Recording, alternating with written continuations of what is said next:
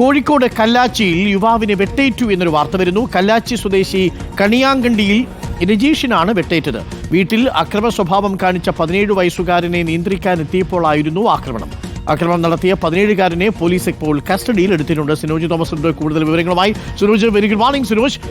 ഈ 17 വയസ്സുകാരൻ ലഹരിക്ക് എന്തെങ്കിലും അടിമയുള്ളയാളാണോ, മറ്റെന്തെങ്കിലും മാനസിക വിഭ്രാന്തിയുള്ളയാളാണോ? എന്താണ് ഈ ആക്രമണത്തിന്റെ കാരണം സിനോജ്? അരുൺകുമാർ, നാദാപുരം പോലീസ് ഈ 17-കാരനെ കസ്റ്റഡിയിൽ എടുത്തിട്ടുണ്ട്. ചോദ്യം ചെയ്ത് വരികയാണ്. ലഹരിയുടെ സാധ്യതകൾ പോലീസ് പരിശോധിക്കുന്നുണ്ട്. മറ്റ് സംശയങ്ങളും പോലീസുണ്ട്. അക്കാര്യങ്ങളൊക്കെ തന്നെ പോലീസ് വ്യക്തത വരുത്തിക്കൊണ്ടിരിക്കുകയാണ്. ഇന്നലെ രാത്രിയാണ് സംഭവം നടക്കുന്നത്.